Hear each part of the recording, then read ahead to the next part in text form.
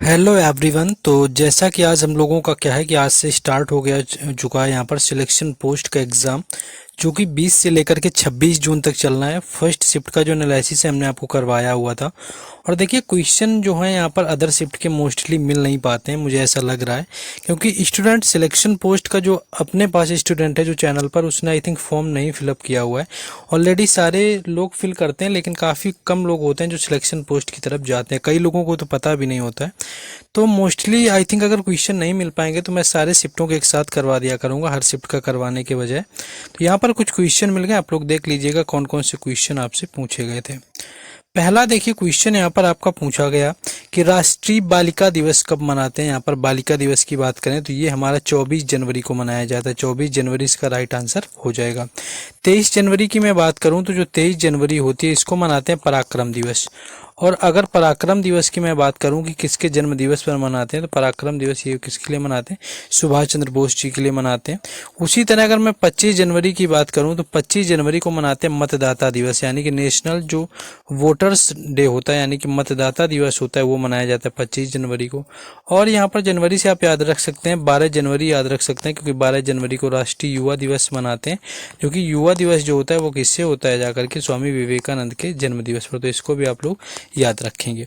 9 जनवरी की मैं बात करूं तो 9 जनवरी को मनाते हैं यहाँ पर प्रवासी दिवस, यानी प्रवासी दिवस को क्या हुआ था कि 9 जनवरी 1915 को क्या है कि गांधी जी वापस आए थे साउथ अफ्रीका से। तो ये सारे आपके मोस्ट इंपॉर्टेंट है जो कि आपको याद रखने। एक और आप लोग याद रखिए, 12 मई आप लोग याद रखेंगे, 12 मई को मनाते हैं नर्स दिवस मनाते हैं। ये चीज़ आपको याद रखना है, क्योंकि आपको याद कर लेना है। 12 मई नर्स दिवस मनाते हैं। बाकी 22 मार्च क्या मनाते हैं, जल दिवस मनाते हैं। 22 मार्च जल दिवस हो गया। 22 अप्रैल की मैं बात करूं तो यहाँ पर पृथ्वी दिवस मनाते हैं, ये चीज़ भी याद रखेंगे। एंड 22 मई की मैं बात करूं तो नेशनल जो बायोडाइवर्सिटी डे होता है, यानी कि जैव विविधता दिवस जिसको बोलते हैं, तो जैव विविधता दिवस 22 मई को मनाते हैं। तो इतने आप लोग यहाँ पर दिवस याद रखेंगे। नेक्स्ट क्वेश्चन है हमारा 86 जो संविधान संशोधन था हमारा, वो किससे संबंधित है। देखिए तो ये हमारा संबंधित था, वो शिक्षा से संबंधित था। 86 नंबर का संशोधन था जो कि 2002 में किया गया था। और 2002 में जब ये किया गया तो क्या किया गया कि इसमें एक मौलिक कर्तव्य जोड़ा गया, और जो कि आर्टिकल किस में रखा गया, तो आर्टिकल 21 यानी कि अनुच्छेद 21A में रखा गया।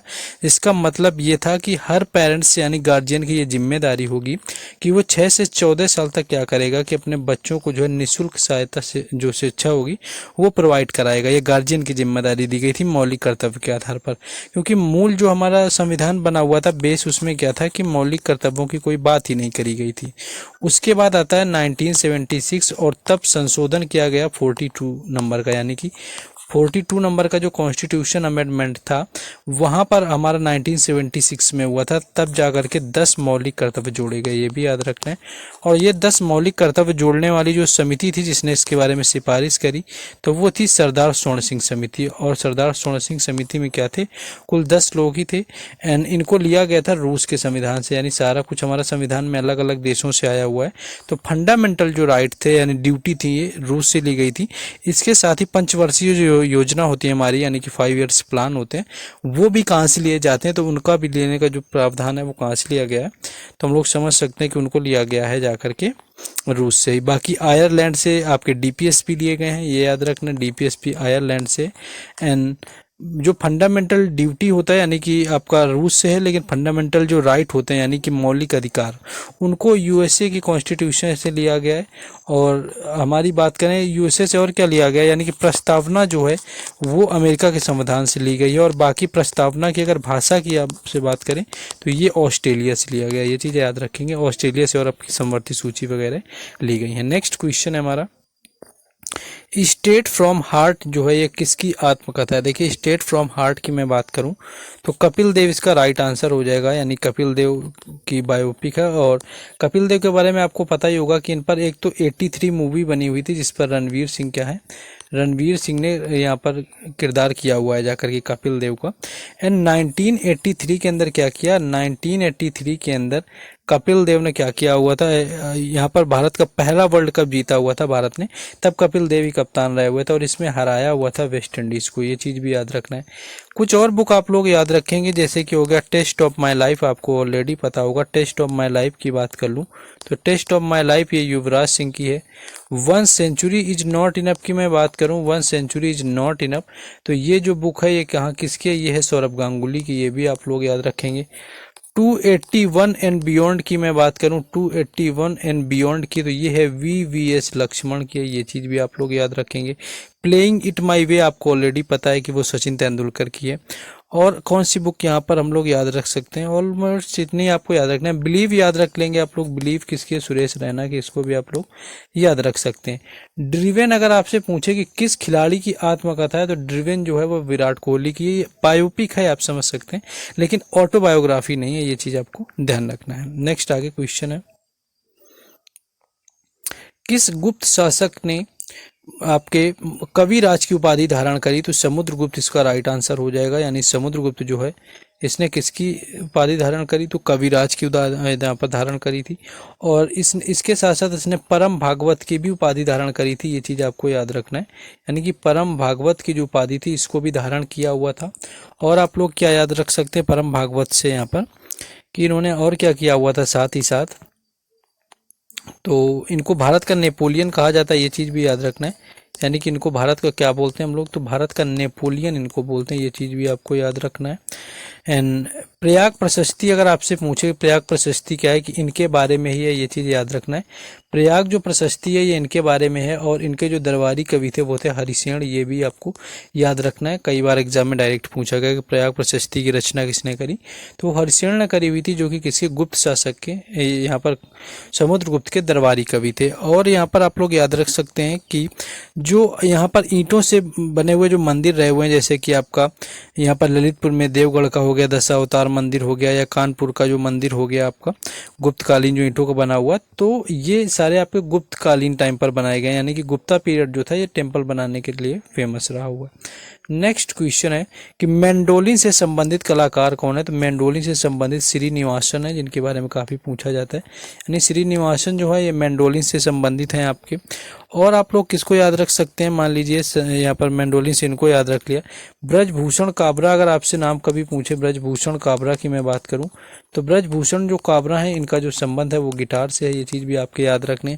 बाकी प्रचलित नाम हमको पता ही है कि पंडित रविशंकर सितार से हैं आपके, और शिव कुमार शर्मा जो हैं वो संतूर से हैं, पंडित हरिप्रसाद चौरसिया जो हैं बांसुरी से हैं।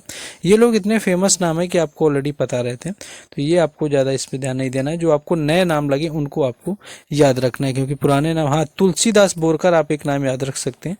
तुलसीदास बोरकर की मैं बात करूं तो इनका जो संबंध है वो हारमोनियम से, इसको याद रख सकते हैं, क्योंकि आपको आ सकता है तुलसीदास जो बोरकर हैं इनका जो संबंध है वो है हारमोनियम से, तो ये चीज़ भी आपको याद रखना है। नेक्स्ट हम लोग आगे आ जाते हैं अगले क्वेश्चन में। नेक्स्ट है विश्वनाथ आनंद किस खेल से संबंधित हैं, तो इनका जो संबंध है वो शतरंज खेल से, आपको याद रखना है, शतरंज खेल से संबंधित है। और पहले ग्रैंड मास्टर हैं शतरंज के अंदर पुरुषों में, पहले ग्रैंड मास्टर कौन है, तो ये है विश्वनाथ आनंद। और इनकी जो बुक है यानी कि बायोग्राफी का नाम है माइंड मास्टर, ये भी आपको याद रखना है, इनकी बायोग्राफी का नाम है माइंड मास्टर। और क्या है आप लोग याद रख सकते हैं यहाँ पर, इसके बाद आप लोग याद रखिए, हाँ एस विजय लक्ष्मी जो पहली महिला ग्रैंड मास्टर अगर आपसे पूछ ले कि कौन है, तो एस विजय लक्ष्मी जो है पहली महिला ग्रैंड मास्टर है। डी गुकेश की मैं बात करूं तो ये वर्तमान आपके यहाँ पर जो है ग्रैंड मास्टर, ये भी आपको याद रखना है। और एक खिलाड़ी काफ़ी आपसे फेमस है, पूछे जाते हैं, मैग्नस कार्लसन के बारे में पूछ लिया जाता है कि जो मैग्नस कार्लसन है उनका रिलेशन किस खेल से है, तो इनका जो रिलेशन है वो शतरंज से ही। बाकी इनका देश पूछ ले किस देश से है, तो इनका जो रिलेशन है वो नॉर्वे देश से है।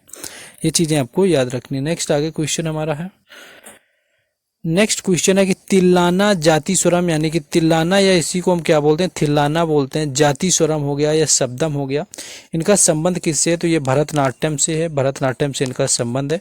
और भरतनाट्यम तमिलनाडु का शास्त्रीय नृत्य है जिसको क्या बोलते हैं, सादिरट्टम भी बोलते हैं। इसका नया नाम क्या है, नया नाम क्या उसी को बोलते हैं सादिरट्टम भी बोलते हैं, दासी अट्टम भी इसी को बोला जाता है, सादिरट्टम हो गया, दासी अट्टम हो गया। और क्या इससे रिलेटेड याद रख सकते हैं, हाँ वैजंती माला, लीला सैमसन, राजन, ये जो लोग हैं, और टी बाला सरस्वती, ये सारे लोग क्या हैं, इनका जो संबंध है वो है भरतनाट्यम से, इससे संबंधित फेमस कलाकार हैं, ये आपको याद रखना है। नेक्स्ट आपके आगरा शहर की स्थापना आपसे पता है कि सिकंदर लोधी ने करी हुई थी, ये चीज़ आपको याद रखना है। बाकी सिकंदर लोधी की बात करूं तो 1526 में सिकंदर लोधी को क्या किया कि बाबर ने हरा दिया, और यह था पानीपत का पहला युद्ध। पानीपत के पहला युद्ध 1526 में हुआ। दूसरा 1556 में हुआ था, अकबर और हेमू के बीच में हुआ था। पहला हुआ था पानीपत का जो है बाबर और इब्राहिम लोदी के बीच में, जहां पर बाबर ने हराया हुआ था और मुगल साम्राज्य यहां पर शुरुआत कर दी थी। नेक्स्ट आपसे पूछा कि कारबा आंगलोंग जो जनजाति है वो किस राज्य की है, तो यह है असम की। असम की ये तो हो ही गई, और असम की आपको क्या याद रखना है, बोडो अगर आपसे पूछ ले तो बोडो भी असम की ही है, इसको भी याद रखना है। बाकी असम का पुराना जो नाम है वो कामरूप है, ये चीज़ भी याद रखना है। विश्व का सबसे बड़ा जो द्वीप है जिसको हम माजुली बोलते हैं, ये भी कहाँ पर है, ये है असम में, जो कि ब्रह्मपुत्र नदी पर बना है। और अम्बुबाची का मेला जो होता है वो कामाख्या देवी मंदिर पर लगता है, वो भी कहाँ पर है, असम में है। राजस्थान का पुराना नाम देखिए यहाँ पर पूछा गया, तो ये था आपका राजपूताना भी बोलते हैं, अगर ऑप्शन में आपको दिया हुआ था। नहीं तो आपको मत्स्य साम्राज्य दिया होगा, तो मत्स्य साम्राज्य होगा, राजपूताना होगा, इन्हीं में से कोई दिया होगा। पंजाब का पुराना नाम आपको पांचाल याद रखना है, और उड़ीसा का पुराना नाम बोलते हैं कलिंग, ये भी आपको याद रखना है। बाकी कामरूप तो मैंने बता ही दिया है कि कामरूप किसका है, असम का है। तो ये कुछ क्वेश्चन थे जो कि सेकंड शिफ्ट में आए थे। बाकी अगर आप लोग भेजेंगे तो आगे से एनालिसिस करेंगे, नहीं तो मैंने आपको एक पैटर्न एक वे में समझा दिया है, तो आप लोग समझ गए होंगे कि कोई अलग क्वेश्चन नहीं आ रहे हैं, ऑलमोस्ट वही आ रहे हैं। बाकी देखेंगे अगर क्वेश्चन मिल पाते हैं तो एनालिसिस करवाते हैं, या फिर आपसे सीपीओ में फिर से एनालिसिस करेंगे। बाकी जो टेलीग्राम चैनल हैं और व्हाट्सएप ग्रुप हैं उनके लिंक डिस्क्रिप्शन में दिए गए हैं, तो उनसे आप जुड़ के जा सकते हैं, तो आपको वहाँ पर अपडेट वगैरह मिलती रहेंगी। बाकी मिलते हैं नेक्स्ट वीडियो में। जय हिंद।